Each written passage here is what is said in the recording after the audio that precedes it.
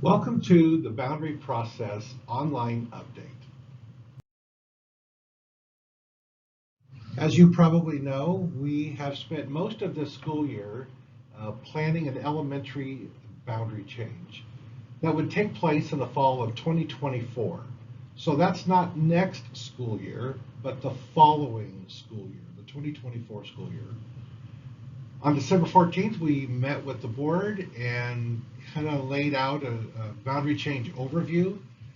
And then we began in December, January, and February doing a lot of internal work, a lot of committee work. On February 22nd, we went back to the board and gave them an update on where we were in the process and gave them some scenarios to take a look at. In late March, early April, we held some face-to-face parent meetings asking for feedback.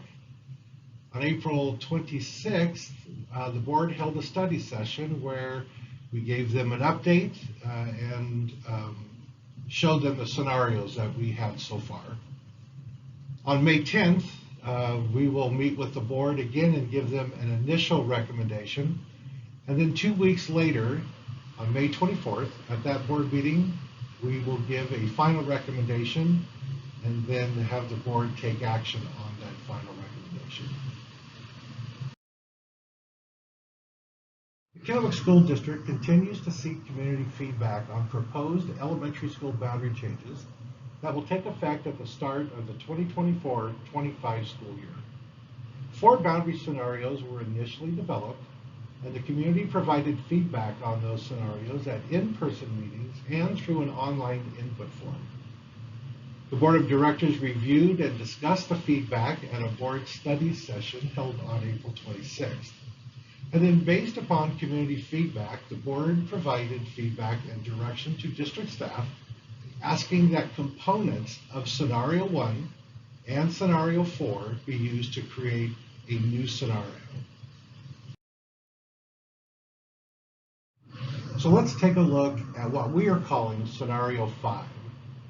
This slide shows the current map of elementary boundaries as they are today. This map shows the boundary changes in Scenario 5. In the Amon Creek area, there's a small neighborhood of about 20 students that we would move to the Sunset View boundary. It's Center Parkway on the north, Steptoe on the west, and Clearwater on the south. The Hanson Park area, which right now belongs to Amon Creek, we would move all of Hanson Park to Ridgeview. It's about 184 students. There is an area on the northeast corner of the Ridgeview boundary that we would be moving into the Sunset View boundary. Sunset View is one of our smaller schools, and we need to increase the enrollment at Sunset View. That area is Clearwater on the north, Kellogg on the east, 4th Avenue on the south, and Quay Street on the west. And they would be moving into Sunset View. A new boundary move for this scenario is the Creekstone area. We would be moving Creekstone into the Lincoln boundary. So that would be 10th Avenue on the north, Creekstone Boulevard on the south, and Kellogg on the west. Again, that would be Creekstone moving into Lincoln. Up in the middle top, Vista is one of our smaller schools as well. So we would be taking a neighborhood of about 76 students out of the Hawthorne boundary and moving it into the Vista boundary.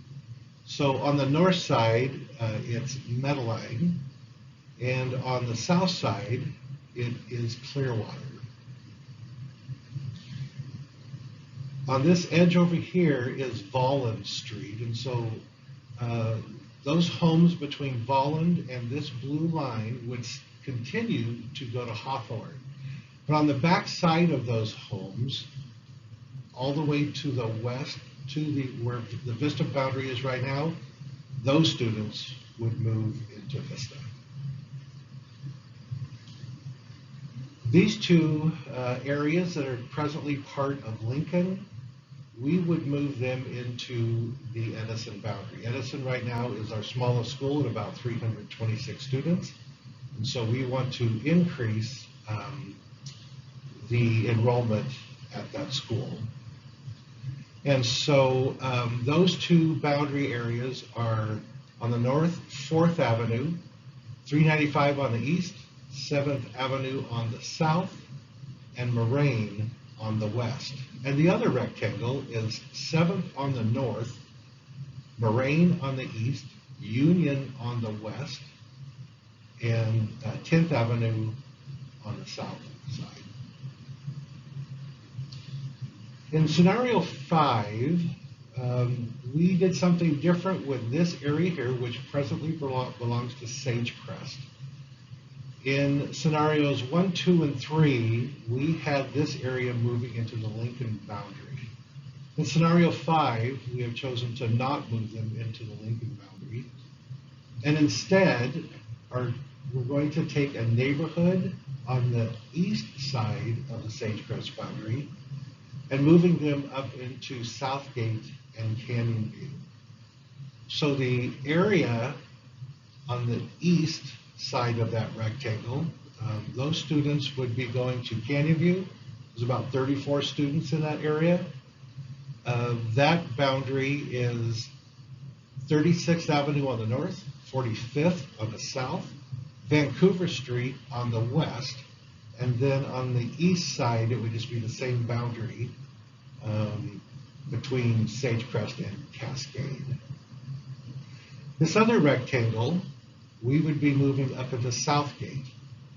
That's 36th Avenue on the north, Vancouver on the east, 45th Avenue on the south, and Ely Street on the west. We would also move this area of Southgate into the Lincoln boundary.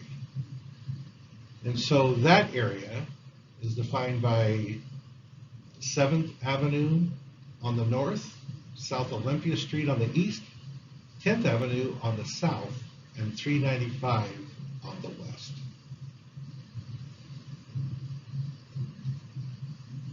This area here is the same as it was in all 4 scenarios that we had before.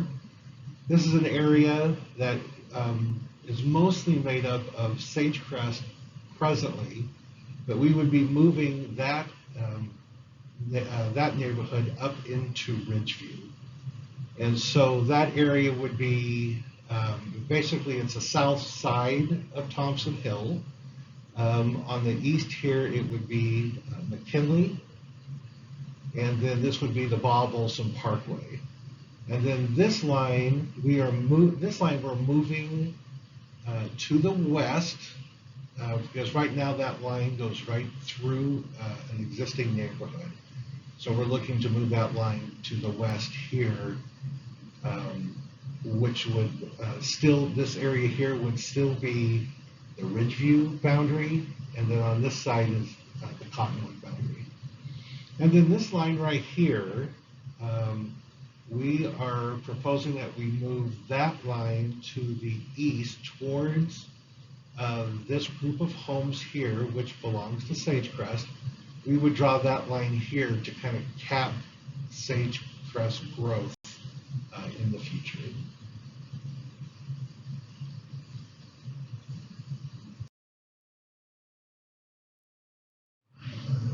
This table shows the projected scenario 5 enrollment if we made all of the boundary changes shown on the previous slide. So Edison would be just really close to their capacity, and they do have a couple of unused classrooms that they could still use. Ridgeview would grow considerably from 334 to just over 407, well within their capacity, which will be needed when all of the homes on the south side of Thompson Hill begin to be built, and then they would move into the Ridgeview boundary. Vista's a little bit over their capacity, but they do have at least 2 classrooms that they could use to handle that growth. Sunset View is just a little bit over their capacity as well. They have 3 classrooms that they could use as they grow a little bit beyond their capacity. Hawthorne will have plenty of room. Lincoln will have plenty of room, as will Sagecrest and Haven Creek. Canyon View will be just a little bit under their capacity.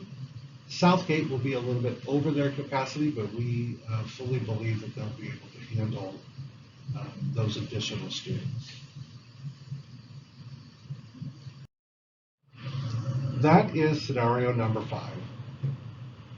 Your input into this process is valuable. To give input, please copy the link below into your web browser to complete the online survey regarding this scenario. Thank you for your time, and we appreciate your help with this process.